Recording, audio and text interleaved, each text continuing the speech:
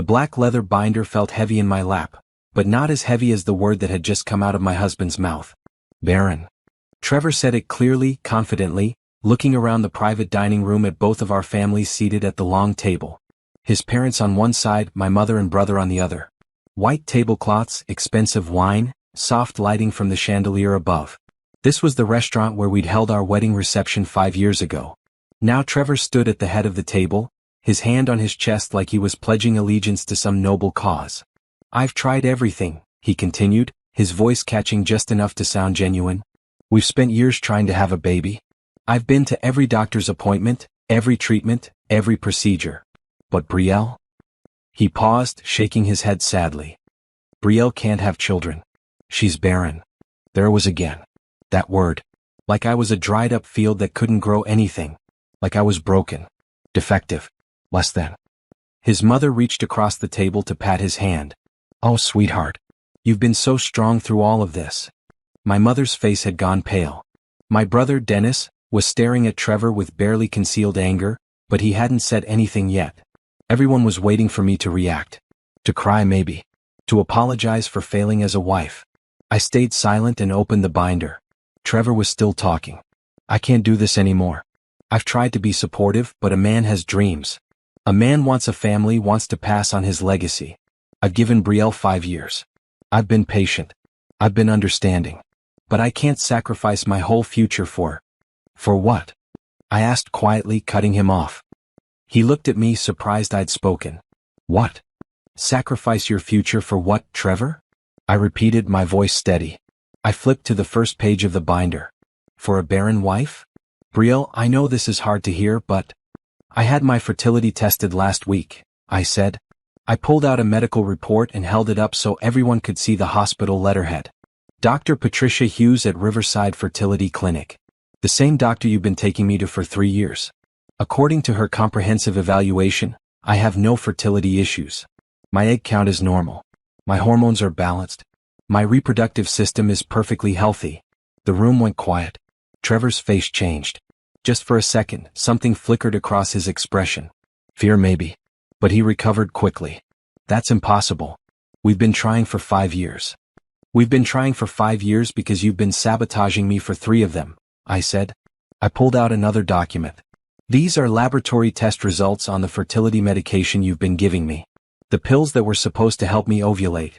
I looked directly at him. They're not fertility medication, Trevor. They're multivitamins. Basic vitamin supplements you ordered from an online pharmacy and put into prescription bottles. His mother gasped. His father leaned forward. What is she talking about? I turned to the next page. This is Trevor's pharmacy account history, showing regular orders of blank pill bottles and vitamin supplements, delivered to his office.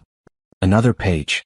These are text messages between Trevor and a woman named Candace Peterson, discussing how he's been replacing my real medication with fakes. The messages go back 2.5 years. Brielle, stop, Trevor said. His voice had lost that sympathetic tone. Now he just sounded angry. You're making a scene. This is a photo of you with Candace and your son, I continued, pulling out a printed picture and setting it on the table. His name is Trevor Jr. He's 2 years old. This photo was taken at the park 3 weeks ago. My mother made a sound like she'd been punched. Dennis stood up so fast his chair fell over backward. You have a son? Dennis said, his voice dangerous. You've been lying about her being infertile when you have a whole child with another woman? Trevor's face had gone red. It's not, it's complicated. These are bank statements, I said, my voice cutting through the noise. I was on a roll now and nothing was going to stop me. They show $180,000 transferred from our joint account to Candace Peterson over the past 3 years. Money you told me was going to business expenses. I looked at his father, who owned the construction company where Trevor worked. Does your company know about these expenses? Trevor's father's face had turned to stone. No, he said quietly. It does not. I flipped to the next section. These are text messages where Trevor admits to Candace that he married me for my inheritance. My father died 6 months before our wedding and left me a substantial trust fund. Trevor told Candace that he never loved me, that he was just waiting for the right time to leave me broke and devastated. I read directly from the printout. Quote, she actually believes I care about having kids with her. I just need to drain that trust fund first, then I'm done. You and TJ are my real family. The silence in the room was absolute. I closed the binder and looked at Trevor. He was standing there, frozen, like his brain couldn't process what was happening. This wasn't how his script was supposed to go. He was supposed to be the hero walking away from his barren wife. I was supposed to be the one humiliated. Divorce papers were filed this morning, I said calmly, along with a lawsuit for fraud, financial exploitation, and emotional distress. You'll be served tomorrow. I stood up, tucked the binder under my arm, and looked around the table.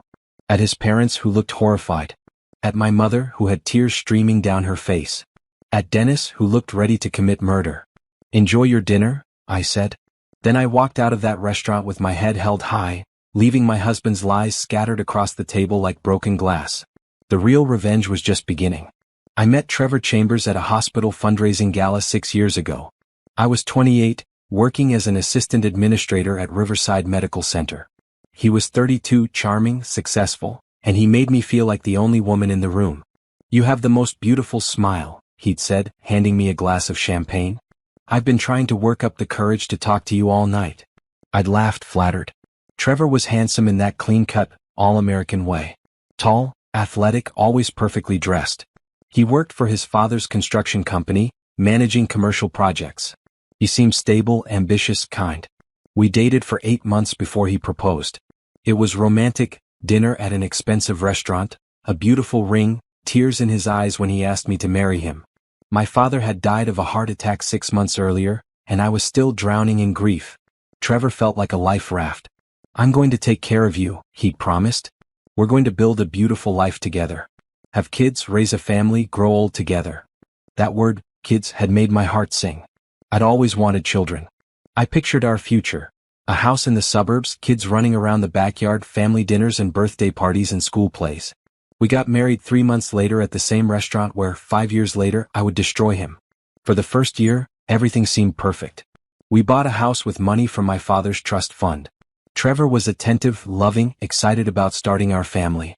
We stopped using protection immediately. Let's just see what happens naturally, Trevor had said, kissing my forehead. No pressure. Just us. When I didn't get pregnant after 6 months, I started to worry a little. When a year passed with negative test after negative test, I started to panic. Maybe we should see a doctor, I'd suggested nervously. Trevor had been supportive. Of course, baby. Whatever you need. We're in this together. That's how it started. Doctor's appointments became a regular part of my life. Blood tests, ultrasounds, hormone panels. Every month brought another negative pregnancy test and another piece of my confidence crumbling away. Everything looks normal, the first doctor said. Just keep trying. Sometimes it takes time. But time kept passing. 1 year became 2. 2 became 3. Trevor suggested we see a specialist. That's when we met Dr. Patricia Hughes at Riverside Fertility Clinic, one of the best in the state. She ran more comprehensive tests. She put me on medication to help regulate my cycle, to boost my egg production, to increase our chances. These should help, she'd said kindly, writing prescriptions. Take 1 pill every morning. We'll track your progress. Trevor had picked up the medication from the pharmacy. He'd organized my pills in a weekly container, making sure I took them at the same time every day. He'd been so helpful, so caring. We're going to figure this out, he'd promised, holding me while I cried after another negative test. I love you. We'll have our family. But we didn't. Month after month, the tests came back negative. I started to feel like a failure. At family dinners, Trevor's mother would make comments about grandchildren. You know, you're not getting any younger, Brielle. Maybe you should try harder. My own mother would give me sympathetic looks. It's okay if it doesn't happen, sweetheart. There are other ways to build a family. But I wanted this. I wanted to carry a baby, to experience pregnancy, to give birth. And I couldn't understand why my body wouldn't cooperate. The worst part was watching Trevor's patients wear thin. Or at least that's what I thought I was seeing. Little comments here and there. Another negative test? That's disappointing. Dr. Hughes is starting to run out of options. My parents are really hoping for grandchildren soon. Each comment felt like a small cut. Death by 1,000 paper cuts, slowly bleeding out my self-worth. Year 3 became year 4. I'd spent tens of thousands of dollars on treatments, all from my trust fund. Trevor's construction job paid well enough for our regular expenses, but the fertility treatments were expensive. He'd insisted we use my inheritance. It's your dream to have kids, he'd said. Your father would want you to use that money for something that makes you happy. So I did. I spent money on consultations with new doctors, trying different medications, considering more invasive procedures. Trevor was always there, supportive, helpful. He came to most appointments. He picked up my prescriptions. He held me when I cried. Looking back now, I could see it clearly. Every supportive gesture was a lie. Every kind word was manipulation. Every promise was fake. But at the time, I just thought I was broken. By year 5, I'd stopped hoping.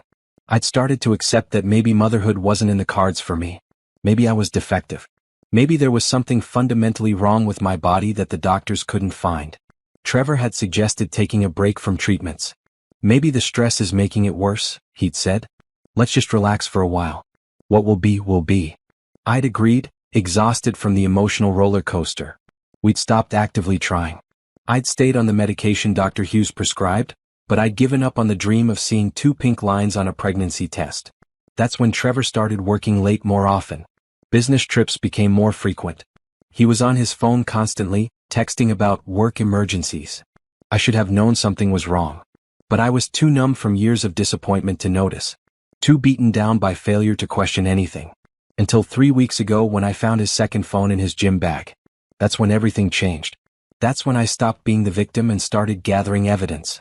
That's when I began planning the dinner that would end my marriage and destroy his lies forever. It was a Thursday afternoon. I'd left work early because of a headache, something that had been happening more often lately. The house was quiet when I got home. Trevor wouldn't be back for hours. He had a client dinner that night, or so he'd said. I changed into comfortable clothes and was about to lie down when I noticed Trevor's gym bag on the bedroom floor. He usually kept it in his car, but he must have brought it in to wash his workout clothes. I picked it up to take it to the laundry room.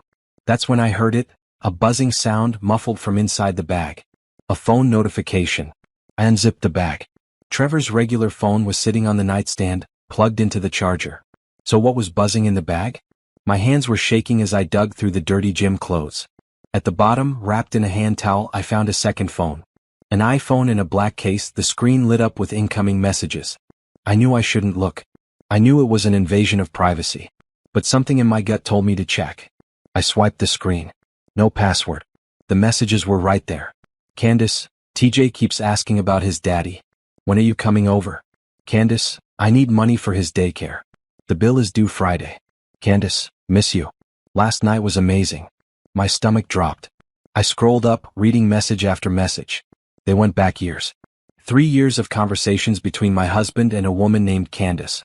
My hands were numb as I scrolled through months of messages. Photos of a little boy with Trevor's eyes and smile. A child I'd never seen before, never knew existed. Messages about birthday parties and doctor's appointments and bedtime stories. Trevor had a son. A whole child. While I'd been crying over negative pregnancy tests, he'd been living a double life with another family. I sat down on the bed, my legs suddenly unable to hold me up. The phone was still in my hands, still open to the messages. I couldn't look away. Then I saw it. A conversation from 8 months ago. Trevor, she's taking the pills every day like clockwork. Still no idea. Candace, you're terrible. Oh. How much longer are you going to keep this up? Trevor, until I've drained that trust fund. Another year, maybe 2. Then I'm done. Candace, what about the fertility doctor? Trevor, Dr. Hughes doesn't know I've been swapping the real meds for vitamins. Brielle picks up the prescription info, I handle the actual pharmacy pickup. I've been doing it for almost 3 years now. Candace, that's cold, babe. Trevor, she actually believes she's infertile. It's pathetic. She cries about it all the time. Candace, and you comfort her? Trevor, of course. That's part of the plan. Keep her dependent, keep her spending her money trying to fix a problem that doesn't exist. By the time I leave, she'll be broken. I read the message 3 times before the words actually registered in my brain. Trevor had been sabotaging me. For 3 years, he'd been replacing my fertility medication with fake pills. The pills I'd been taking religiously every single morning. The pills I'd believed would help me get pregnant. They were vitamins. My infertility wasn't real. It was manufactured. Orchestrated by my husband. The room started spinning. I couldn't breathe. I ran to the bathroom and threw up, my whole body shaking. When I could finally stand again, I went back to the bedroom and kept reading. I needed to know everything. There were messages about money. Thousands of dollars Trevor had taken from our joint account, our account funded by my trust fund. Money he claimed was for business expenses or emergency repairs on the house or helping his parents. Trevor, Transferred another $5,000 today. Told Brielle it was for new construction equipment. Candace, you're a genius. How much total now? Trevor, close to $180,000 over 3 years. She doesn't even check the statements. There were messages about me. Cruel, mocking messages. Trevor, she made me go to another fertility doctor today. Sat there crying in the waiting room like a baby. Candace, does she suspect anything? Trevor, no. She's too wrapped up in her own failure to notice anything else. Candace, when are you going to leave her? Trevor, soon. I'm planning something big. Going to make it look like it's her fault, like I'm the victim. Then I walk away clean and she gets to live with the shame of being the barren wife who couldn't keep her husband. I read that message over and over. The calculated cruelty of it took my breath away. This wasn't just an affair. This was systematic abuse. Financial exploitation. Emotional torture. Trevor had married me for my money. He'd pretended to love me while slowly destroying me from the inside out. He'd made me believe I was broken, defective, less than human. All while building a secret family with another woman. I sat on that bed for 2 hours, reading every single message on that phone. Learning about Candace, a dental hygienist he'd met at a work event. Learning about their son, Trevor Jr., born 2 years ago. Learning about all the lies my husband had told both of us. Because the messages also revealed that Candace didn't know about the fertility sabotage. She knew he was married, knew he was with me for money, but she didn't know the full extent of his cruelty. She thought they were going to be together once he left me. By the time I heard Trevor's car pull into the driveway, I'd made my decision. I wasn't going to confront him. I wasn't going to scream or cry or throw things. I wasn't going to give him the satisfaction of seeing me fall apart. I was going to destroy him. But I was going to do it smart. Methodically. With evidence so solid he couldn't lie his way out of it. I put the phone back exactly where I'd found it, wrapped in the towel at the bottom of his gym bag. I went to the bathroom and washed my face. I changed into pajamas and got into bed. When Trevor came home, I pretended to be asleep. He kissed my forehead, whispered, "Love you," and got into bed beside me. I lay there in the dark, listening to him breathe and planned my revenge. The next morning I called in sick to work. Trevor left for the office at his usual time, kissing me goodbye and telling me to feel better. I waited until his car disappeared down the street. Then I got to work. First, I needed to secure the evidence from his second phone. I couldn't take the phone itself, he'd notice it was missing. But I could document everything. I dug the phone out of his gym bag and spent 3 hours taking screenshots of every incriminating message, every photo of him with Candace and their son, every conversation about the money he'd stolen and the medications he'd swapped.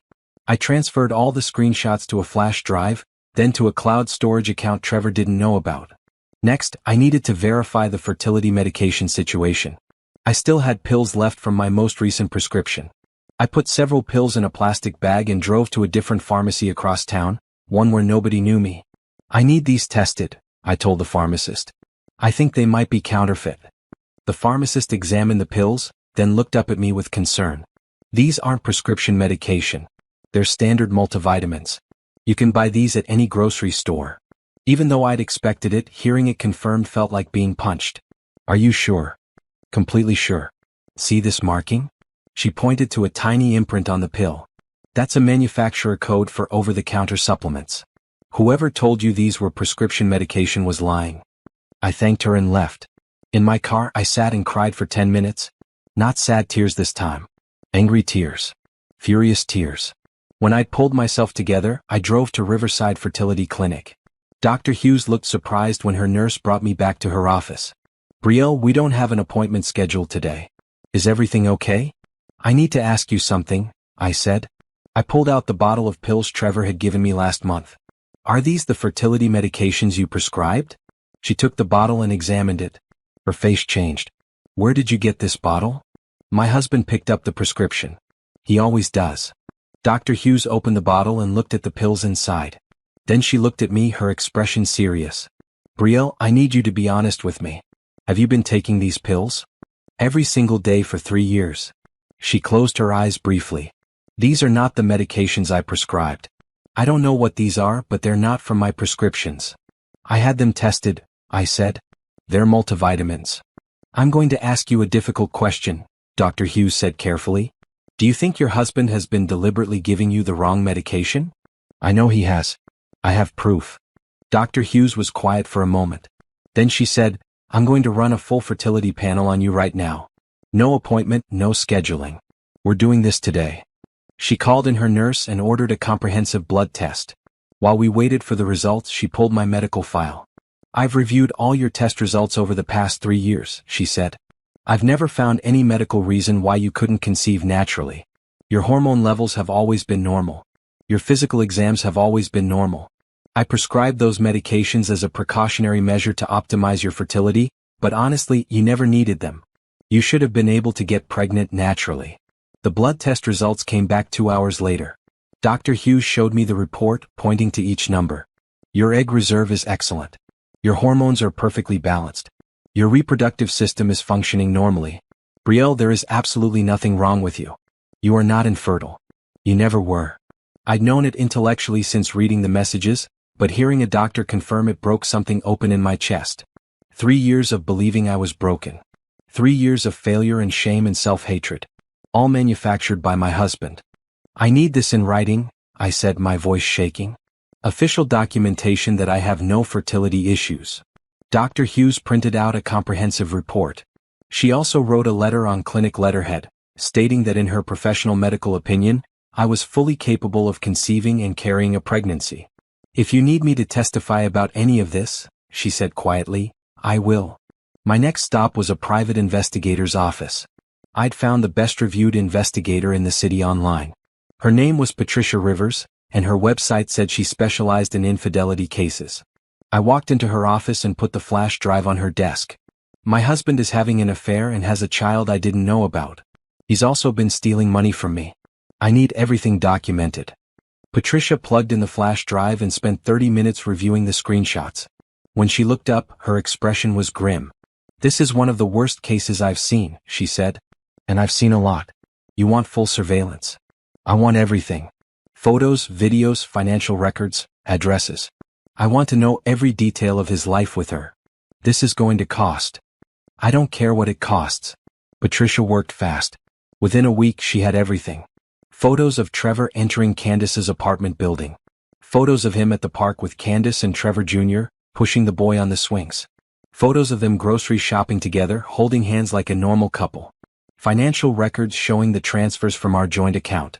Patricia had traced the money, $180,000 over 3 years, all going to Candace. Rent payments for her apartment, daycare costs for the child, car payments, shopping trips. Patricia even got me Candace's full information. Her workplace, her family, her social media accounts. I looked at photos of my husband's other life spread across Instagram and Facebook. Birthday parties for Trevor Jr. Date nights with Candace. A whole life I'd known nothing about. The final piece came from my lawyer. I'd hired Monica Brennan, the top divorce attorney in the state. She had a reputation for being ruthless but fair. This is an easy case legally, Monica said, reviewing my evidence.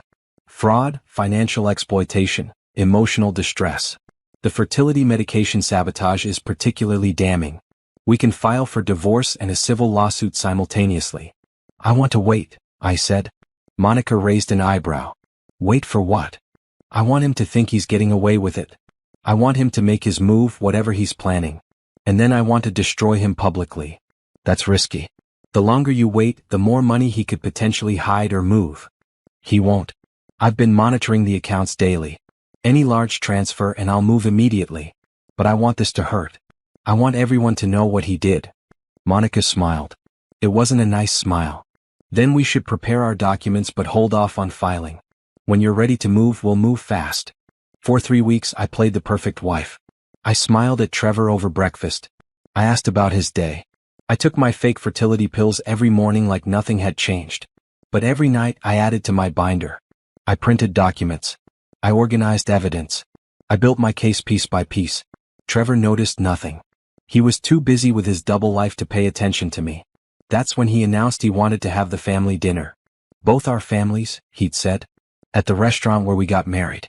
I want to share something important with everyone. I knew exactly what he was planning. I'd found the draft of his speech on his laptop.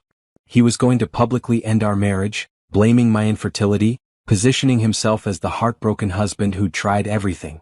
That sounds lovely, I'd said sweetly. Let's do it. Trevor had no idea I'd just set the trap that would end him.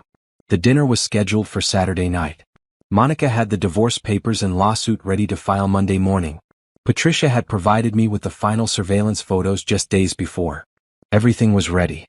All I needed was that black leather binder and the courage to burn my marriage to the ground. The week before the dinner felt like living in a play where only I knew the real script. Trevor was excited, practically giddy. He hummed while getting dressed in the morning. He was extra attentive, extra affectionate. "This dinner is going to change everything," he said Tuesday night, kissing the top of my head while I pretended to watch television. "I'm sure it will," I replied, and it wasn't even a lie. He had no idea that while he was planning his grand exit, I was preparing his complete destruction. Monica had given me specific instructions. "Don't file the paperwork until after the confrontation. If he knows what's coming, he'll lawyer up and try to hide assets. We need the element of surprise." So I waited. I organized my binder with tabs and labels. Medical records, financial documents, text messages, photographs, witness statements. It was comprehensive, methodical, impossible to dispute. Dr. Hughes had provided me with additional documentation, a detailed letter explaining the medications I should have been receiving versus what I'd actually been taking. She'd even included scientific explanations of how the real medications worked and why multivitamins couldn't possibly have the same effect. Patricia had delivered her final report in a sealed envelope. "I've included everything we discussed," she said, "plus a few things you didn't ask for. Credit card records showing hotel stays with Candace. Restaurant receipts from their anniversary dinners, 3 of them, 1 for each year they've been together. Text messages between Candace and her friends, discussing her relationship with a married man. It's all in there." I'd added everything to the binder. By Wednesday it was 3 inches thick. That night, Trevor announced which restaurant we'd be dining at. "I've booked the private room at Bellevue. Remember that place? Where we had our wedding reception?" "I remember," I said softly. "How could I forget? That beautiful room overlooking the river where I'd promised to love him forever. Where I'd believed we were starting our happily ever after." "It seems fitting," Trevor said, not meeting my eyes. "Full circle, you know?" I knew exactly what he meant. Start the marriage there, end it there. He probably thought it was poetic. By Thursday, both families had confirmed they'd attend. Trevor's parents, James and Patricia Chambers. My mother, Diane. My brother, Dennis, and his wife, Nicole. Dennis called me that afternoon. "What's this dinner about?" Mom said Trevor made it sound important. "I think he wants to make an announcement," I said carefully. "About what?" "You'll have to wait and see." "Bree, you sound weird. Is everything okay?" My brother knew me too well. We'd always been close, especially after our father died. Dennis had been my rock during those dark months of grief. "Everything's fine," I lied. "I'll see you Saturday." Friday morning, I took a personal day from work. I needed time to prepare, to get my mind right. I went to a salon and got my hair done, my nails done. If I was going to destroy my husband's life in public, I was going to look good doing it. The stylist chatted while she worked. "Special occasion?" "You could say that," I replied. "A dinner with family." "Well, you're going to look beautiful. Your husband is a lucky man." I smiled and said nothing. That afternoon, I visited my father's grave for the first time in months. I'd been avoiding the cemetery, too wrapped up in my own failures to face the reminder of my loss. I sat on the grass next to his headstone and told him everything. About Trevor's betrayal, about the lies, about the dinner I had planned. "I know you'd be proud of me for fighting back," I said softly. "But I also know you'd be disappointed that I married someone who could do this. I'm sorry I didn't see it sooner." The wind rustled through the trees. Birds sang in the branches above. My father didn't answer because he couldn't. But sitting there, I felt a strange sense of peace settle over me. I'd spent 5 years letting Trevor make me feel small. Letting him convince me I was broken. Letting him steal my money, my time, my hope. That was ending tomorrow. Friday night, Trevor came home with flowers. "For my beautiful wife," he said, handing me a bouquet of roses. They were probably guilt flowers. Or maybe strategic flowers, part of his performance. Either way, I accepted them with a smile. "You're being so sweet lately," I said. "You deserve it." He pulled me close, kissed me. I let him, even though my skin crawled. "I know things have been hard with the fertility stuff. But I want you to know, no matter what happens, I care about you." Care, not love. I noticed that word choice. "I care about you too," I said, matching his energy. That night, while Trevor slept beside me, I did a final review of everything. The binder was perfect. Monica had assured me the legal paperwork was ready to file first thing Monday morning. Patricia had delivered the final surveillance photos. I had one more thing to do. I pulled out my phone and typed a careful message to Dr. Hughes. If anyone contacts you about my medical records related to tomorrow's events, you have my full permission to verify everything in your report. She responded within minutes. Understood. I'll be available if needed. I also sent messages to my mother and Dennis. No matter what happens tomorrow night, please let me handle it. I promise everything will make sense. Mom replied with a concerned emoji. Dennis sent back, you're scaring me but okay. Saturday morning arrived bright and clear. Trevor was up early whistling in the shower. He'd laid out his best suit, the charcoal gray one he wore to important business meetings. I chose my outfit carefully. A deep blue dress, elegant but professional. Pearl earrings my father had given me for my college graduation. Simple heels. I wanted to look strong, not victimized. Trevor noticed. You look beautiful. Really beautiful. Thank you. Ready for tonight? More than you know. We arrived at Bellevue at 6:30. The private dining room was exactly as I remembered, floor-to-ceiling windows overlooking the river, a long table set with white linens and crystal glasses, soft lighting from the antique chandelier. Trevor's parents arrived first. James shook Trevor's hand firmly. Patricia hugged me with sympathy in her eyes. How are you holding up, dear? I'm fine, I said pleasantly. Thank you for coming. My family arrived next. Mom looked worried. She kept glancing between Trevor and me, trying to read the situation. Dennis was tense, his jaw tight. Nicole, sweet as always, tried to make small talk about work and weather. We all sat down. Trevor at the head of the table. Me to his right. Everyone else arranged around us like we were the king and queen of some tragic court. The servers brought salads, filled wine glasses, disappeared quietly. Trevor stood up halfway through the appetizer course. His hands were shaking slightly. Nerves probably. Or excitement. Thank you all for coming tonight, he began.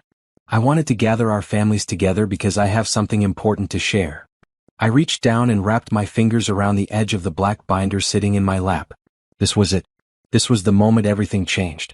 Trevor took a deep breath and continued, as you all know, Brielle and I have been trying to have a baby for 5 years.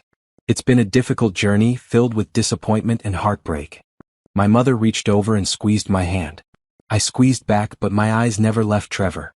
We've tried everything. Multiple doctors, expensive treatments, years of hope and failure. And I've been patient. I've been supportive. I've stood by Brielle through it all. Here it comes, I thought. But sometimes, Trevor said, his voice catching with manufactured emotion, sometimes love isn't enough. Sometimes you have to face the truth no matter how painful. He looked at me. Actually looked at me, his eyes glistening with fake tears. Brielle is barren, he said. And that's when I opened the binder. The word hung in the air like poison gas. Barren. I watched it hit everyone at the table, my mother's sharp intake of breath, Dennis's hands clenching into fists, Patricia Chambers's eyes going wide with shock.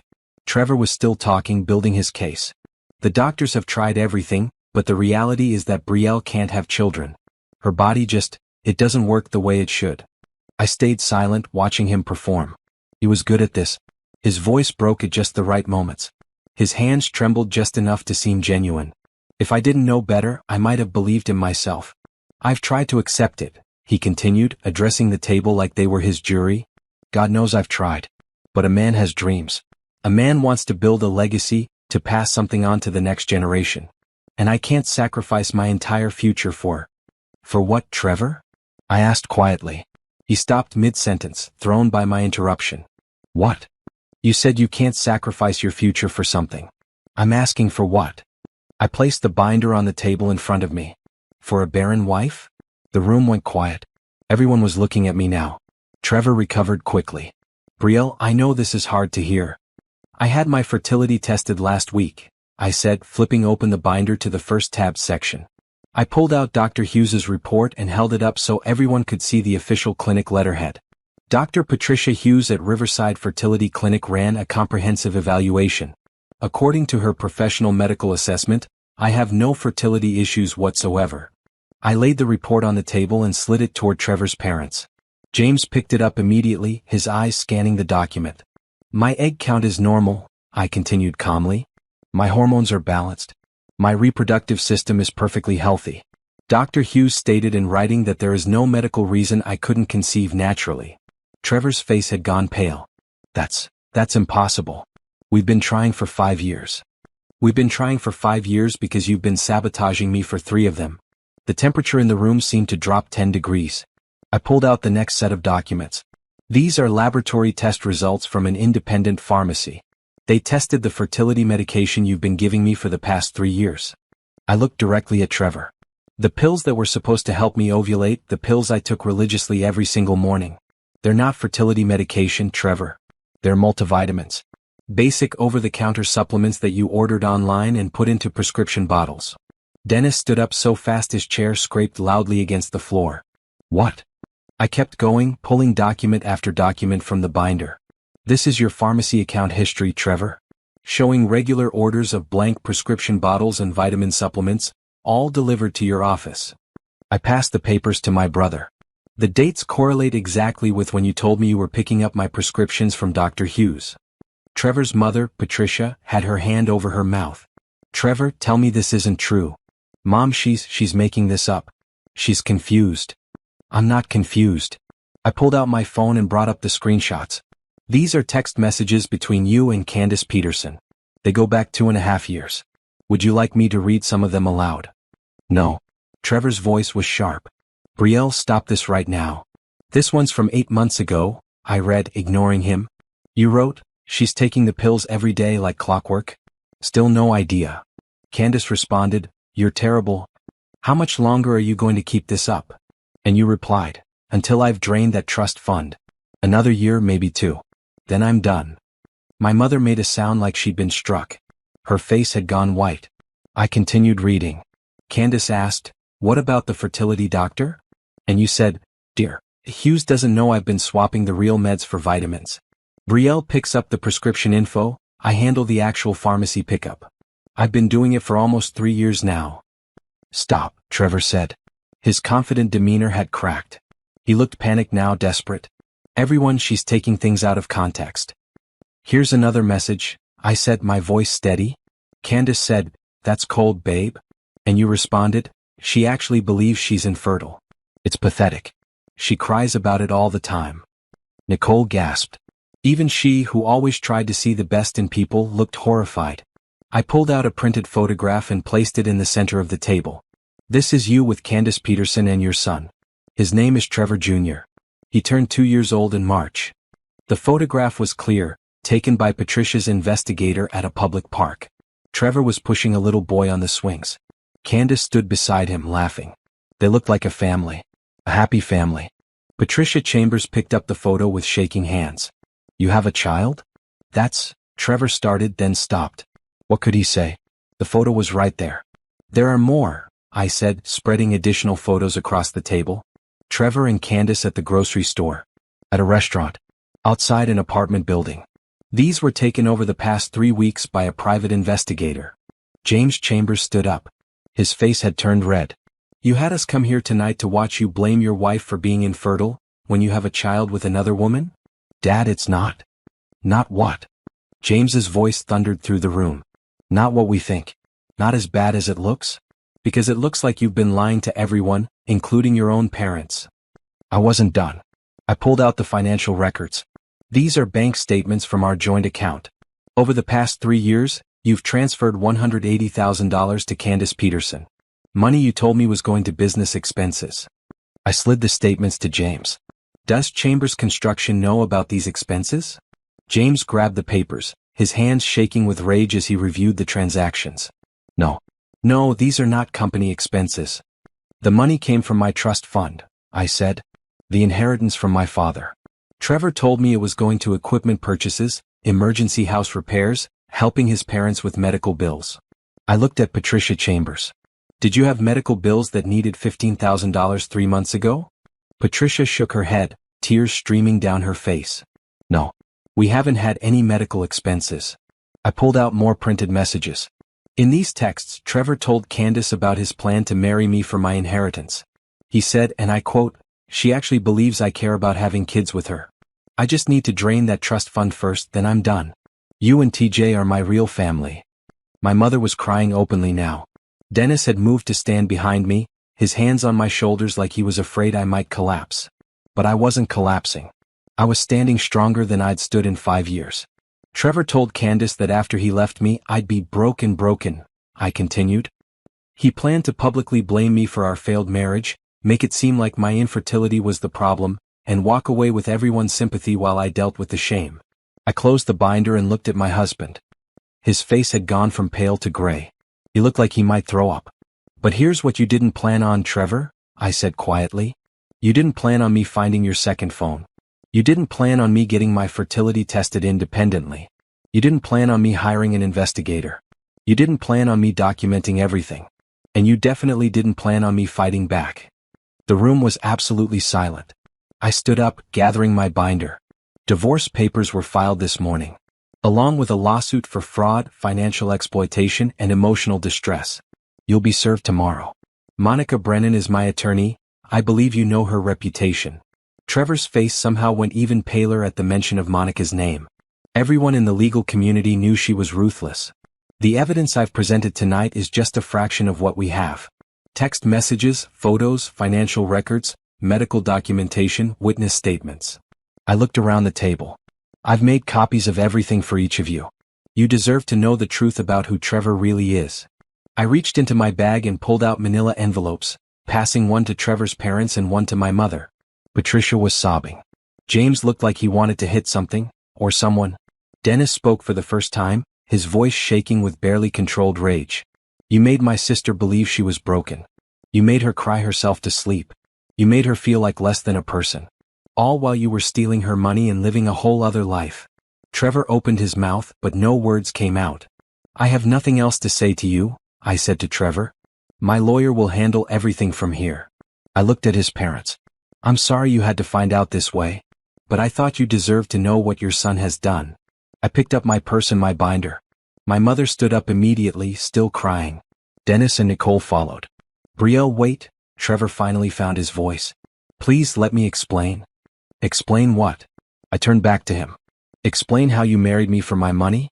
Explain how you sabotaged my fertility for 3 years? Explain how you built a family with another woman while making me believe I was infertile? There's nothing you can say that will change what you've done. I made mistakes, but... Mistakes. Dennis stepped forward. You systematically abused my sister for 5 years. You stole from her. You lied to her. You made her hate herself. Those aren't mistakes, Trevor. That's who you are. James Chambers stood up. Son, don't say another word. Not one word. Patricia, we're leaving. Dad. I said we're leaving. James's voice was ice. You've embarrassed this family enough for one night. We'll discuss this later. With our lawyer present. Patricia was crying too hard to speak. She just shook her head at Trevor, looking at him like she didn't recognize her own son. I walked toward the door, my family close behind me. Trevor called after me one more time. Brielle, please. I love you. I stopped at the doorway and looked back at him one last time. He was standing alone at that table, surrounded by the evidence of his betrayal, looking desperate and small. No, you don't, I said simply. And honestly, I don't think you ever did. Then I walked out of Bellevue Restaurant with my head held high, leaving Trevor alone with the wreckage of his lies. The cool night air hit my face as we stepped outside. I took a deep breath, the first truly free breath I'd taken in years. That, Dennis said, his arm around my shoulders, was the most beautiful thing I've ever seen. My mother hugged me tight. I'm so proud of you, sweetheart. So proud. I didn't cry. Not yet. The tears would come later when the adrenaline wore off and the reality of everything hit me. But right now, standing outside that restaurant with my real family around me, I felt something I hadn't felt in a very long time. I felt powerful. The next morning, I woke up in my childhood bedroom at my mother's house. I'd stayed there instead of going home to the house I'd shared with Trevor. Dennis had driven to the house late Saturday night with a police escort and collected my essential belongings, clothes, documents, my laptop, personal items. He tried to talk to me, Dennis had reported. I told him if he came within 50 feet of you, I'd file for a restraining order. Now it was Sunday morning, and sunlight was streaming through the curtains of my old room. For a moment I forgot where I was. Then everything from the night before came rushing back. My phone had been buzzing nonstop since I turned it back on. 37 missed calls from Trevor. 15 text messages, each more desperate than the last. Trevor, please answer. I can explain everything. Trevor, it's not what you think. Let me talk to you. Trevor, I made mistakes but I still love you. Trevor, your lawyer can't do this. We can work it out. Trevor, you're destroying my life over a misunderstanding. I deleted every single message without responding. There were also messages from other people. Patricia Chambers had texted, I am so sorry for what my son has done. You didn't deserve any of this. If you need anything, please let me know. Several friends had reached out, confused. Apparently, word was spreading fast. A few people from Trevor's work had seen him at the restaurant looking devastated and were asking questions. But the message that made me pause was from Candace Peterson. Unknown number, is it true? The things you said about Trevor last night? Someone sent me screenshots of your evidence. I stared at that message for a long time. Part of me wanted to ignore it.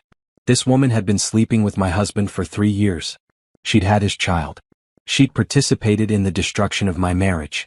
But another part of me remembered those text messages where Trevor had lied to her too. Where he'd manipulated her, used her, made promises he never intended to keep. I typed back, everything I presented last night is true. I have documentation if you want to see it. 3 dots appeared immediately, then disappeared, then appeared again. Asterisk Candace, can we meet? I need to understand what's real anymore. I thought about it. Monica had warned me against contact with Candace. Anything you say to her could potentially be used against you, she'd said. But I texted back anyway, Riverside Cafe. 2 p.m. Come alone. Downstairs, my mother was making breakfast. The smell of coffee and toast filled the kitchen. It was comforting, familiar. How many mornings had I sat at this table as a kid, complaining about homework or gossiping about school friends? How are you feeling? Mom asked, pouring me coffee. Honestly? I don't know. Numb, maybe. That's normal after what you went through. She sat down across from me. I still can't believe Trevor did all of that. I thought he loved you. I really did. He fooled everyone, Mom. That was the point. Dennis came into the kitchen, already dressed. I'm heading to the house to get the rest of your stuff. Made a list last night of everything you wanted. Anything else? I thought about it. The house was full of 5 years of memories, most of them now tainted by Trevor's betrayal. My photo albums. The ones from before I met Trevor. And Dad's watch, the one he left me. Got it? Dennis grabbed his keys. Nicole's coming with me in case Trevor shows up. Witnesses. After he left, I took my coffee out to the back porch. My mother's garden was in full bloom. Roses, hydrangeas, lavender. I sat in the same chair I'd sat in as a teenager, processing heartbreaks that seemed so trivial now. My phone rang. Monica. How are you holding up? She asked. I'm okay. Staying at my mom's. Good. I wanted to update you on the legal proceedings. Trevor's been trying to contact my office. Left 4 voicemails yesterday evening and 3 more this morning. What does he want? To negotiate. To talk. To explain. Monica's tone was dry. I've told him all communication goes through me. He's also retained an attorney, Richard Foster from Blackwell and Associates. Should I be worried? Not even a little. Foster's good, but he's got no case. The evidence you provided is airtight. I've already filed preliminary motions. The divorce should be relatively quick, and the fraud lawsuit is solid. Trevor's going to have to return every penny he stole, plus penalties. What about his parents? James Chambers called me this morning. He wants to cooperate fully. Said his son doesn't represent the values of their family, and he's not going to protect him from the consequences of his actions. I felt a wave of gratitude toward Trevor's father. At least someone in that family had integrity. There's one more thing, Monica said. The story is getting out. People are talking. By tomorrow it'll probably be all over your social circles. Are you prepared for that? I don't care if people know. I didn't do anything wrong. That's the right attitude. Hold your head high. You're the victim here, not the villain. After we hung up, I got ready for my meeting with Candace. I chose simple clothes, jeans and a sweater. I wasn't trying to impress anyone or prove anything. I just wanted answers. Riverside Cafe was a quiet spot near the park, the kind of place where you could have a private conversation. I arrived first and chose a table in the back corner. Ordered a coffee. Waited. Candace walked in at exactly 2 o'clock. I recognized her from the photos, petite, pretty, with long dark hair and nervous eyes. She spotted me immediately and walked over. Brielle? She asked quietly. Sit down. She sat, clutching her purse like a shield. Up close, she looked younger than I'd expected. Maybe 26 or 27. Dark circles under her eyes, like she hadn't slept. We stared at each other for a long moment. I didn't know, she finally said. About the fertility stuff. About him sabotaging you. I swear I didn't know. But you knew he was married. She flinched. Yes. You knew he had a wife at home who thought they were trying to start a family. Yes. Her voice was barely a whisper. And you still slept with him. Had his child. Took his money. Candace's eyes filled with tears. I know how it looks. I know you probably hate me. But Trevor told me your marriage was over. He said you guys were separated, just hadn't made it official yet. He said you knew about me, that you'd agreed to let him move on. And you believed that. I wanted to believe it. She wiped her eyes. I was 23 when we met. He was older, successful, charming. He made me feel special. When I got pregnant, he said he was happy that we'd be a family soon. He said he just needed time to finalize the divorce, to make sure the financial stuff was handled fairly. He lied to you too, I said. It wasn't a question. Yeah. Candace laughed bitterly. I got screenshots of your evidence last night. Someone who was at that dinner forwarded them. I read those text messages, saw what he really said about me and TJ. We're not his real family. We're just convenient. A backup plan. What are you going to do? I ended it. Last night after I saw the messages. Told him not to contact me anymore, not to come near me or our son. She looked up at me. I know it doesn't make up for anything. I know I helped destroy your marriage. But I'm done being used. I believed her. Maybe I shouldn't have, but I did. She looked broken in the same way I'd felt broken for the past 5 years. Trevor texted me this morning, Candace continued, begging me to support his story, to say you're lying about the fertility stuff. He said if we stick together we can fight your lawsuit. What did you tell him? I told him to go to hell. She pulled an envelope from her purse. These are all the text messages between us going back 3 years. Everything he said about you, about the money, about his plans. I thought you might want them for your case. I took the envelope. Why are you helping me? Because you're right.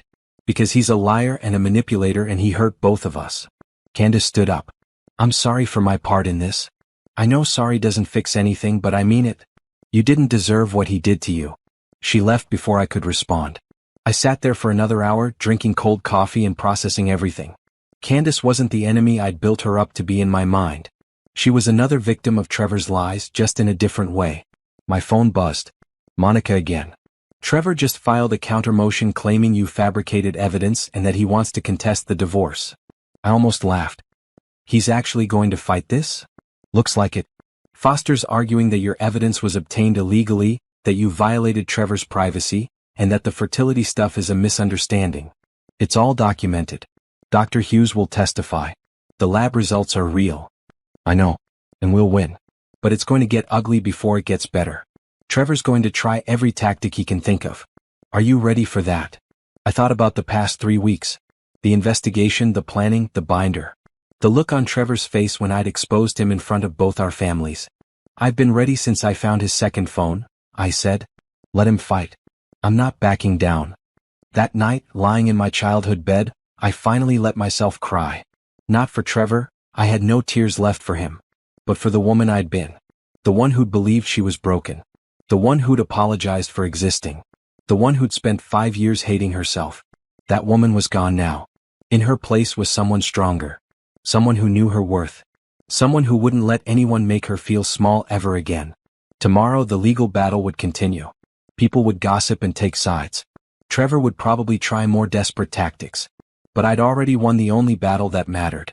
I'd taken back my power. The lawsuit hit the news 3 days later. Not because I wanted publicity, but because someone at the courthouse leaked the court filings to a local news blog. By Wednesday afternoon, my phone was exploding with calls from reporters. Hospital administrator files bombshell lawsuit against husband for fertility fraud, read one headline. Local woman claims husband sabotaged her fertility treatments while having secret family, read another. Monica advised me not to speak to the press. Let the evidence speak for itself. Anything you say can be twisted. But the court documents were public record. Anyone could read Trevor's systematic betrayal, the money he'd stolen, the child he'd hidden. The story spread fast through our social and professional circles. My work inbox filled with messages from colleagues. Most were supportive. From my boss, Margaret, take whatever time you need. Your job is secure. What you're dealing with is unimaginable. From my friend Rachel, who worked in billing, I always thought there was something off about Trevor. I'm so sorry you went through this. Let me know if you need anything. But there were other messages too. People who blamed me somehow, who suggested I should have known, who questioned why I'd exposed Trevor so publicly. An old college acquaintance. Seems kind of cruel to ruin his life like this. Couldn't you have handled it privately? A distant cousin. Family matters should stay in the family. This is embarrassing for everyone. I deleted those messages. I didn't owe anyone an explanation. Trevor's response to the publicity was to play the victim. He gave an interview to a local news station, sitting in his car looking disheveled and desperate. I made mistakes, he said into the camera. I had an affair. I accept that. But my wife is blowing this way out of proportion. The fertility stuff is a misunderstanding. I never deliberately sabotaged anything. She's trying to destroy my reputation because she's hurt and angry. I watched the interview on my laptop, my mother and Dennis standing behind me. He's actually denying it, Dennis said, incredulous. With all that evidence, he's still lying. That's what he does, I said calmly. He lies. It's who he is. Monica filed a response the next day, releasing some of the evidence publicly. Not everything, we were saving the most damaging stuff for court. But enough to counter Trevor's narrative. The screenshots of his text messages went semi-viral. People were horrified by his cruelty, by the calculated nature of his deception. She actually believes she's infertile. It's pathetic. I just need to drain that trust fund first, then I'm done. You and TJ are my real family. Public opinion turned fast. The same news station that had interviewed Trevor issued a follow-up piece. New evidence suggests husband's betrayal was systematic and calculated. Trevor deleted his social media accounts. Apparently, people had been flooding his profiles with angry comments.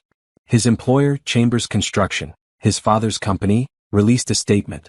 Trevor Chambers is no longer employed by Chambers Construction, effective immediately.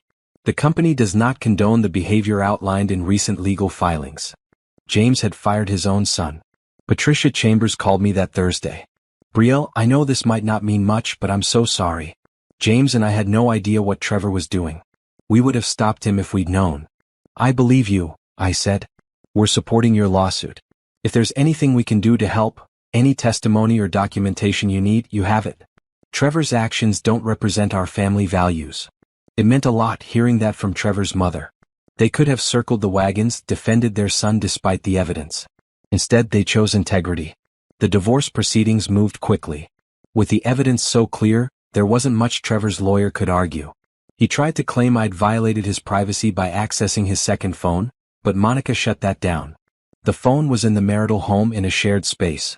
Mrs. Chambers had every right to examine her husband's belongings, particularly when investigating suspected infidelity and financial fraud. Trevor tried to argue that the money he'd taken wasn't theft because it came from a joint account. Monica countered with bank records showing he'd forged my signature on several large transfers and had hidden the transactions from me. This isn't a case of marital assets being used for family expenses, Monica argued in court. This is systematic financial exploitation, with the defendant deliberately deceiving the plaintiff about where marital funds were going. Dr. Hughes testified. She explained the fertility treatments I should have received, the medications that were prescribed, and the impossibility of those medications being confused with multivitamins. The pills Mrs. Chambers was taking had no medical benefit for fertility, Dr. Hughes stated clearly.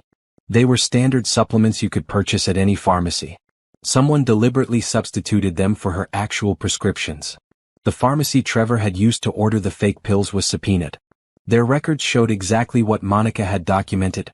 Hundreds of dollars spent on empty pill bottles and vitamin supplements, all shipped to Trevor's office address.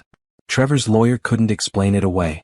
By the end of the first week of April, 2 months after the dinner, the divorce was finalized.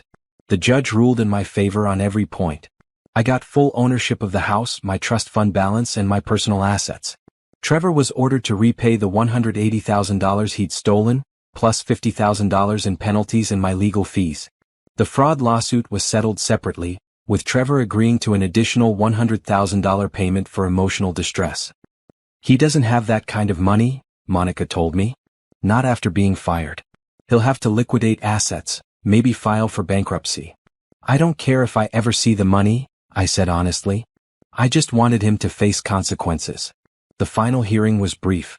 Trevor looked terrible, unshaven, dark circles under his eyes, wearing a wrinkled suit. He tried to make eye contact with me, but I looked straight ahead. The judge read the ruling. Divorce granted. Financial penalties imposed. Restraining order approved. Trevor couldn't contact me or come within 500 feet of my residence or workplace. Do you have anything you'd like to say, Mr. Chambers? The judge asked. Trevor stood up. I just want to say I'm sorry. To Brielle, to my family, to everyone. I made terrible choices and I hurt people I cared about. I'll regret it for the rest of my life. The judge looked unimpressed. Noted. This court is adjourned. I walked out of that courtroom a free woman. That night, I went to dinner with my mother, Dennis, and Nicole. We celebrated at a nice restaurant. Not Bellevue, I never wanted to see that place again, but somewhere new. Somewhere that wasn't attached to Trevor or our failed marriage. To new beginnings, Dennis toasted, raising his wine glass. To strength, my mother added. To Brielle, Nicole said, smiling at me. The bravest person I know. We clinked glasses and I felt something I hadn't felt in years. Not just relief or vindication, but genuine happiness. The weight I'd been carrying for 5 years was finally lifting. I sold the house in May. I couldn't live there anymore, couldn't walk through rooms where I'd cried about my supposed infertility, where I'd believed Trevor's lies. A young couple bought it, they were expecting their first child. The irony wasn't lost on me. I used the money to buy a condo downtown, overlooking the river. Modern, clean, all mine. No memories of Trevor. No ghosts of who I'd been when I'd believed his lies. At work, I threw myself into a project I'd been passionate about for years, creating a comprehensive women's health center. Riverside Medical Center had the space in the budget, but the project had always been on the back burner. Now, with the publicity from my lawsuit bringing attention to women's health issues, the hospital board approved the funding. We want you to lead this, Margaret said.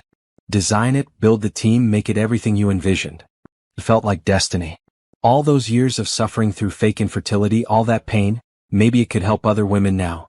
The center would offer fertility counseling, mental health support, OBGYN services, education programs. Everything a woman might need. I hired the best specialists, created support groups, set up a system where women could get second opinions on medical advice, where they could verify their medications, where they could feel supported instead of isolated. By summer, the center was taking shape. We planned a fall opening. One day in June, I got a message from Candace. We hadn't spoken since that day at the cafe. Candace, I wanted you to know I'm in therapy. Dealing with all of it. And I enrolled in college. Gonna finish my degree. Thank you for showing me what strength looks like. I smiled and typed back, good for you. You deserve better than what Trevor gave you. Trevor himself had disappeared from public view. I heard through the grapevine that he'd moved to another state, trying to start over. He'd lost his job, his reputation, his family's respect. The money I'd won from him had been paid out through liquidating his car and some investments. I didn't care what happened to him anymore. He was a chapter I'd closed. The woman I'd become wasn't the same person who'd sat at that dinner 2 months ago, trembling with nerves while clutching a black binder. That woman had been strong but scared, powerful but uncertain. Now I was just strong. Just powerful. I'd taken the worst thing that ever happened to me and turned it into something meaningful. I'd stopped being a victim and become a survivor. Not just survived, thrived. And I was just getting started. The Riverside Women's Health Center opened in September, 6 months after the dinner that changed my life. We held a small ribbon-cutting ceremony. Local news covered it, though thankfully they focused on the center itself rather than my personal story. This facility represents hope, I said in my speech, standing in front of the modern glass building. Hope for women who've been dismissed by medical professionals. Hope for women who've been told their pain isn't real or their concerns aren't valid. Hope for women who need support, answers, and advocacy. I didn't mention Trevor by name, but everyone there knew the subtext. This center existed because of what I'd endured. My pain had purpose now. Dr. Hughes joined our team as the Director of Fertility Services. I couldn't pass up the opportunity, she said. What you're building here is important. We also brought in Dr. Simone Wallace, a psychiatrist who specialized in trauma related to medical gaslighting and fertility struggles. Support groups met twice a week. We offered free initial consultations. We created educational materials about medication safety and the importance of second opinions. Within the first month, we'd helped over 200 women. Some just needed reassurance that their fertility concerns were being taken seriously. Others needed actual medical intervention. A few, heartbreakingly, discovered they'd been victims of sabotage similar to mine. One woman, Jennifer, came to us in October. She'd been trying to get pregnant for 4 years. Her husband had been handling her prescription pickups, just like Trevor had. Dr. Hughes tested her medications. They were antidepressants, not the fertility hormones her doctor had prescribed. Jennifer brought the evidence to her husband. He confessed. He didn't want children and had been swapping her pills to prevent pregnancy while making her think she was infertile. "Your center saved me," Jennifer told me, tears streaming down her face. "If I hadn't seen your story in the news, if I hadn't thought to verify my medications, I could have spent years more thinking something was wrong with me." Stories like Jennifer's made every painful moment of my own journey worthwhile. My work life flourished. In November, the hospital promoted me to Executive Director of Women's Services, overseeing not just the health center but all women-focused programs across the hospital system. My personal life was quieter but healing. I went to therapy weekly, working through the trauma of Trevor's betrayal and the years of self-doubt he'd caused. "You're not broken," my therapist, Dr. Martin, reminded me regularly. "You never were. Someone you trusted made you believe you were, but that was his lie, not your truth." I decorated my condo for the holidays in December. My first Christmas truly alone, without a husband or even the ghost of a relationship. I hung lights on my balcony, bought a small tree, baked cookies with recipes from my mother. On Christmas Eve, I hosted dinner at my place for my family. Mom, Dennis, Nicole, and their new baby daughter, my niece, Sophie, born in November. Holding Sophie felt different now. Before, when I'd believed I was infertile, being around babies had hurt. Each one had been a reminder of what I couldn't have. Now I held my niece and felt only joy. Pure, uncomplicated joy. "You're a natural," Nicole said, watching me rock Sophie to sleep. "Maybe someday," I said. "But I'm okay if it's not for a while. I have other things to focus on right now." And I did. The health center was expanding. We were adding a mobile clinic to reach underserved communities. I was writing a proposal for a statewide database of verified fertility medications, making it harder for anyone to do what Trevor had done to me. In January, a year after I'd discovered Trevor's betrayal, I received a letter. It was from him. My first instinct was to throw it away unread. I had a restraining order. He wasn't supposed to contact me. But curiosity won out. I opened it. "Dear Brielle, I know I'm not supposed to write to you. I know you probably don't want to hear from me. But I needed to try. I'm in therapy now, working on understanding why I did what I did. My therapist says I'm a narcissist, that I use people to feel powerful because I felt powerless inside. I don't know if that's true or if it's just an excuse. What I do know is that I destroyed the best thing in my life. You were kind, loving, genuine. And I threw that away for money and ego and some twisted need to feel in control. I'm not asking for forgiveness. I don't deserve it. I'm not asking you to respond or acknowledge this. I just wanted you to know that I see it now. I see what I did, how much I hurt you, and I'm sorry. I heard about the health center. I'm proud of you for turning your pain into something that helps others. You always were stronger than I gave you credit for. I hope you're happy. I hope you found peace. I hope someday you can think about the good parts of our marriage without the pain I caused overshadowing everything. I'm sorry, Brielle. For all of it. Trevor." I read the letter 3 times. Then I put it through my paper shredder. Maybe Trevor had changed. Maybe therapy was helping him become a better person. Maybe his apology was genuine. It didn't matter. He'd had years to be a good husband, to treat me with respect, to love me honestly. He'd chosen manipulation and betrayal instead. Now he got to live with those consequences. I didn't need his apology to heal. I'd already done that work on my own. I forwarded a copy of the letter to Monica, documenting his violation of the restraining order. She filed a complaint, and Trevor was warned by the court that any further contact would result in legal consequences. I never heard from him again. By February, 1 year after the dinner, my life looked completely different. New home, new position at work, new sense of self. I'd lost a husband but gained so much more. My confidence, my power, my future. The health center was thriving. We'd helped over 1,000 women in just 5 months. Stories of lives changed, medical issues caught early, women empowered to advocate for themselves. I started speaking at conferences about medical advocacy and the importance of verifying medications and second opinions. My story resonated with people. Not just women who'd faced fertility struggles, but anyone who'd ever been gaslighted or manipulated or made to doubt their own reality. "You took something terrible and made it meaningful," one woman told me after a conference presentation. "You're helping so many people." That's what revenge really looked like, I realized. Not violence or public humiliation, though the dinner had certainly been humiliating for Trevor. Real revenge was building something beautiful from the ashes. Taking the power someone tried to steal and using it to help others. Trevor had wanted to leave me broken. Instead, I was successful and strong. He'd wanted me to believe I was worthless. Instead, I discovered my value. He'd wanted to be the one everyone sympathized with. Instead, he'd lost his job, his reputation, his family's respect. The best revenge wasn't making him suffer. It was making him irrelevant.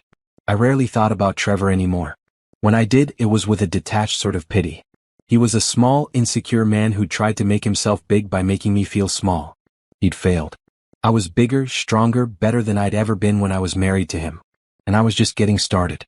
The first time I saw Dr. Jerome Mitchell was at a fundraising gala for the health center in March. We'd been open 6 months and were raising money for the mobile clinic expansion. He was standing near the bar talking to Dr. Hughes. Tall, with warm brown skin and an easy smile. He looked relaxed in his tuxedo, laughing at something Patricia had said. "Brielle?" Dr. Hughes waved me over. "I want you to meet Dr. Jerome Mitchell. He's a fertility specialist from Chicago, in town for a medical conference. Jerome, this is Brielle Thompson, the founder and executive director of the center." "I've heard incredible things about your work," Jerome said, shaking my hand. His grip was firm but gentle. "The model you've created here, comprehensive women's health with an emphasis on advocacy and verification, it's revolutionary." "Thank you. We're trying to make sure no woman feels dismissed or doubted when she seeks medical care. Patricia mentioned you're looking for volunteers for the mobile clinic. I'd love to contribute if you need fertility specialists." We talked for an hour that night. About the center, about his work in Chicago, about the gaps in women's healthcare that needed addressing. Jerome was passionate about his field but humble about his expertise. He asked thoughtful questions and listened carefully to my answers. "I wish we had something like this in Chicago," he said. "The need is everywhere, but most hospitals treat women's health as an afterthought." "Start one," I suggested. "I'd be happy to share our model, our challenges, what's worked and what hasn't." "I might take you up on that." We exchanged business cards. Professional courtesy, nothing more. But over the next few weeks, Jerome and I emailed back and forth. He asked detailed questions about setting up similar programs. I shared our organizational structure, our funding sources, our community partnerships. Our emails grew longer, more personal. He told me about his work at a major hospital in Chicago, his frustration with administrative bureaucracy, his dream of creating more patient-centered care models. I told him about the health center's success stories, the women we'd helped, the community impact we were seeing. In April, Jerome called instead of emailing. "I hope this isn't too forward," he said, "but I'm going to be in town next week for another conference. Would you like to have coffee? I'd love to see the center in person." "I'd be happy to give you a tour," I said. We met on a Tuesday afternoon.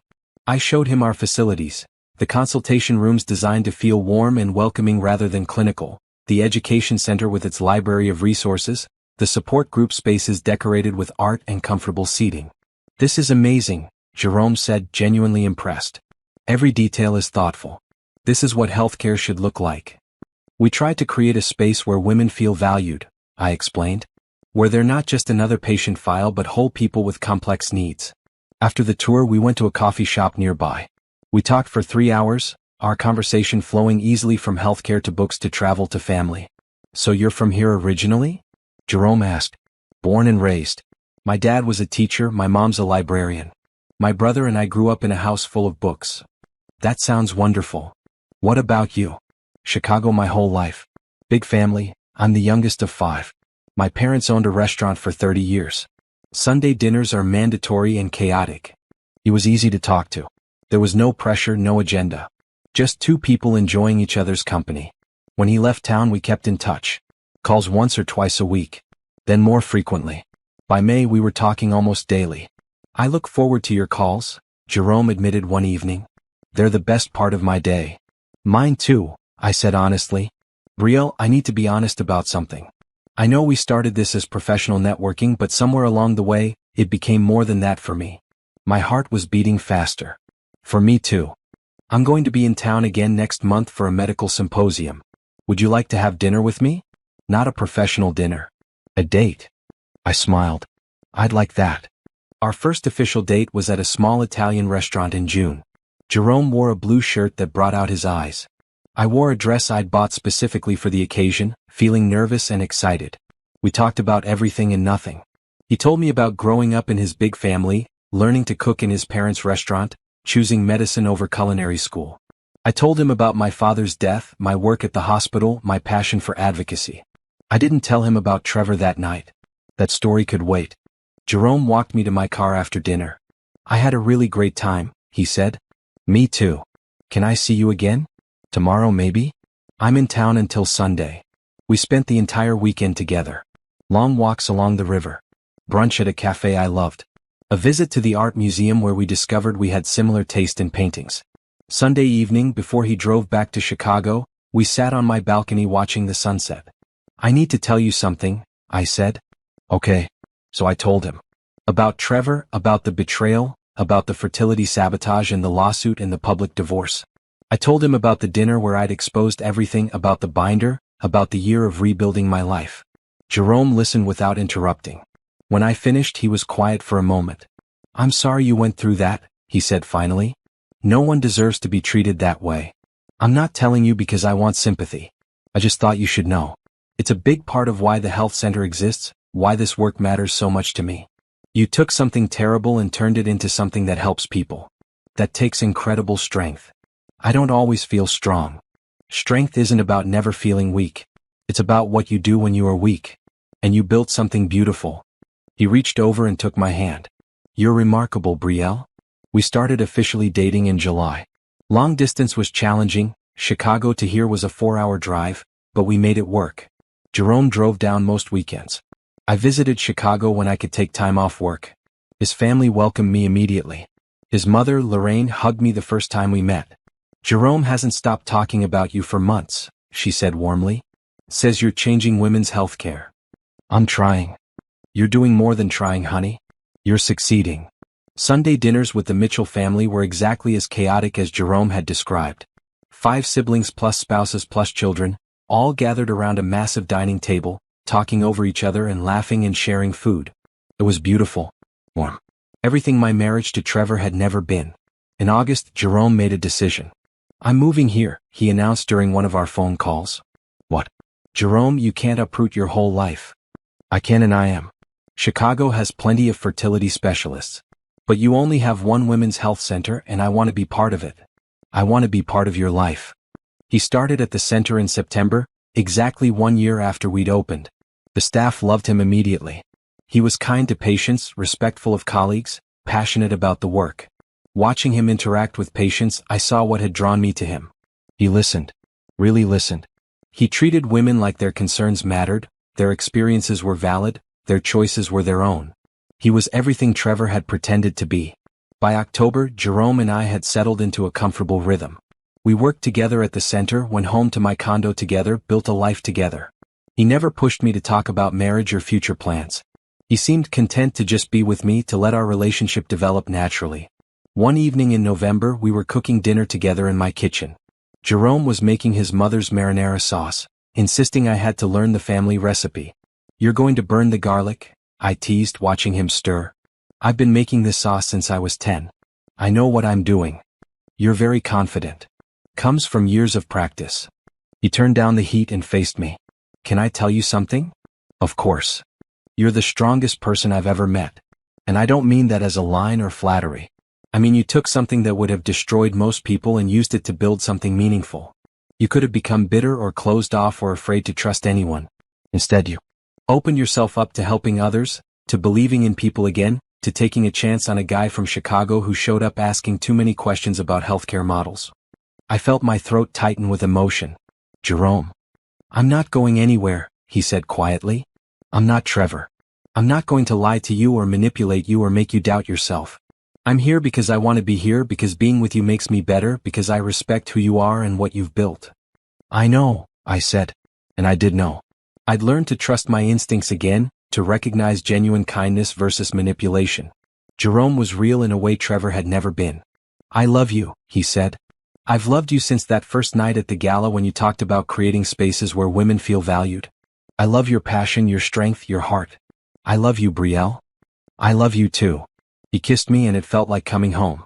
December brought the 1-year anniversary of the health center's opening. We planned a celebration, an evening event with our staff, volunteers, and some of the women we'd helped. Jennifer, the woman whose husband had been swapping her medications, brought her 3-month-old daughter. She exists because of you, Jennifer said, tears in her eyes. Because you built this place and made it safe for women to get real answers. There were dozens of similar stories that night. Women who'd received proper treatment. Women who'd discovered medical issues their previous doctors had missed. Women who'd found support and community. Standing in the center I'd built, surrounded by people whose lives had been changed, I felt something settle in my chest. Peace maybe. Or closure. Trevor had tried to break me. He'd wanted to leave me destroyed, convinced I was worthless. Instead, I'd built something that mattered. I'd helped people. I'd found love again, real love this time with someone who respected me. I'd won. Not in the way revenge is usually portrayed in movies or books. Not with dramatic confrontations or public suffering. I'd won by refusing to stay broken. By choosing to grow instead of shrink. By building instead of destroying. That night, after the celebration ended and the guests had left, Jerome and I stood in the empty center. "What are you thinking?" he asked. That a year ago I couldn't have imagined this. Any of this. The center, the work we're doing you. I leaned against him. Trevor wanted to destroy me. But look at what I built instead. You're incredible. We're incredible, I corrected. This is our work now. Our life. Jerome's phone buzzed. He glanced at it and smiled. My mom wants to know if we're coming to Sunday dinner this week. She's making your favorite, the lasagna. Tell her yes. I will. He hesitated. Can I ask you something? Always. Do you ever regret it? The public confrontation at the dinner? Some people would have handled it privately. I thought about that night. The binder, the evidence, the look on Trevor's face when his world fell apart. No, I said. He was planning to publicly humiliate me. He wanted to make me look like the failure. I just made sure the truth came out instead. And honestly, if I'd handled it privately, if I'd just quietly divorced him, he would have spun some story about us growing apart or my obsession with having kids driving us apart. This way, everyone knows exactly what he did. Fair enough. Besides, I continued, if I hadn't done it that way, if my story hadn't become public, the center might not exist. Women like Jennifer might still be suffering in silence. Sometimes making things public is the right choice, even if it's uncomfortable. Jerome pulled me close. I'm glad you did it. I'm glad you fought back. Because if you hadn't, I might never have met you. We stood there in the quiet center, holding each other, thinking about the past year and the future ahead. My phone buzzed. A text from an unknown number. I almost didn't check it, but something made me look. It was from Trevor. I saw the news story about the center's anniversary. I'm proud of what you've built. You were always stronger than I deserved. I hope you're happy. I showed Jerome the message. What do you think I should do? What do you want to do? I deleted the message without responding. Trevor didn't get to be part of my story anymore. He didn't get to know if I was happy or successful or thriving. He didn't get closure or forgiveness or acknowledgement. He got to live with the consequences of his choices while I moved forward with mine. Let's go home, I said to Jerome. Home. My beautiful condo, the life I'd built for myself, the future I was creating with someone who actually loved me. Trevor had called me barren, tried to convince me I was broken and worthless. But I'd never been barren. I'd been full of potential, full of strength, full of the seeds of everything I would become. And now I was blooming.